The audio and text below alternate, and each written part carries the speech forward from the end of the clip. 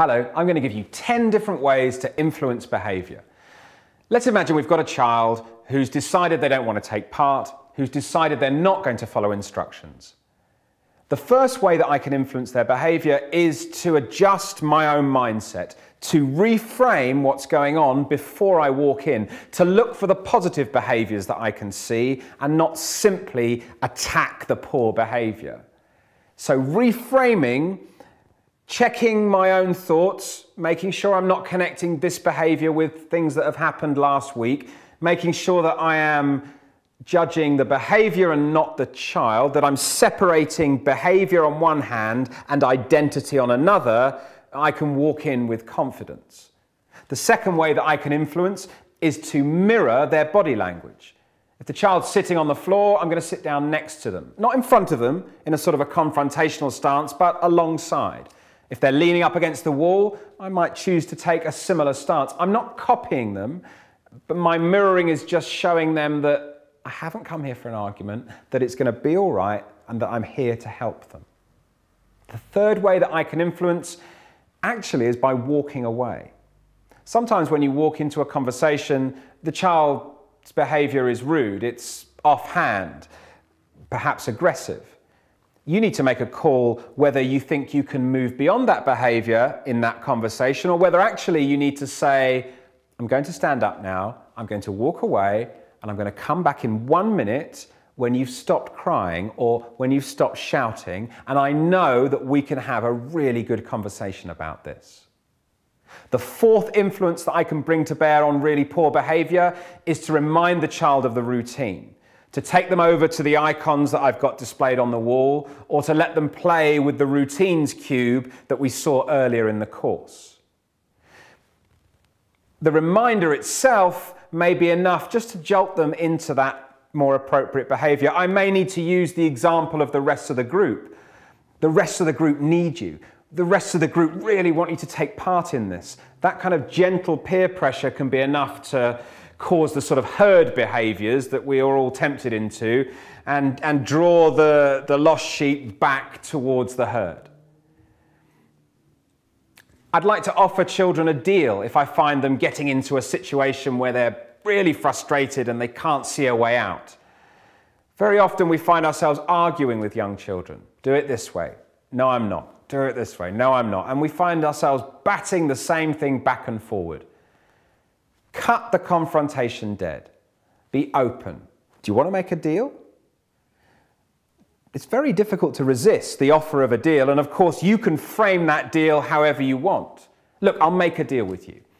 If you tidy up all of the crayons, even the ones that you stood on, if you tidy up those, I will help you to do that. When you've done that, I will come and I will help you with the new activity and I'll help you get started.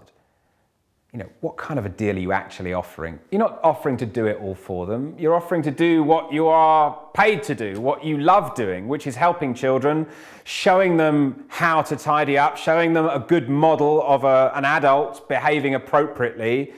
The deal can work in your favour, but it seems to the child like you have moved further towards their position. Agree with the children. When they argue with you, you can influence them by agreeing. Use words like, I understand that, I hear what you're saying, be that as it may. Let them know that they are heard. You're kind of agreeing with them, you're kind of just listening to them, but you're not arguing against them. You're saying, I understand what you're saying, and yet what I want you to do is something different. The agreement seems to squash the argument and gives you both a clearer path to get out from this situation. Another way to influence it is to give them the slice of belief, to remind them of their really good behaviour earlier on today. Do you remember when you helped me give out the water? Do you remember when you helped me tidy up the packed lunch boxes? Do you remember when you were front of the line and I said how well behaved you were? That is the behaviour that I need to see from you right now. You give them a previous example of their own good behaviour because that's the most relevant example for them. comparing them to another child, to their siblings, to what goes on at home, very rarely works. Actually, what works is giving them a previous example of their own good behavior that you have marked with them earlier.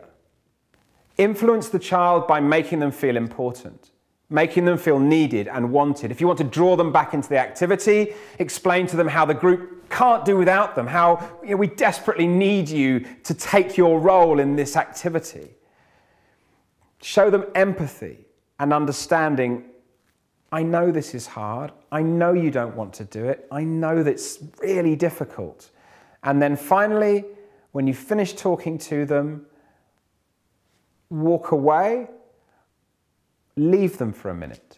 Let them think about what just happened. The conversation may not have been nice for them. The conversation may have been a bit tricky. Give them time to chunter a little bit. Give them time to shake off what just happened and get into the activity that they're doing.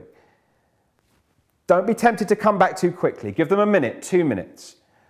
If they're doing the right thing, if they've re-engaged in the activity, a small thank you is enough. You don't need to load them up with rewards.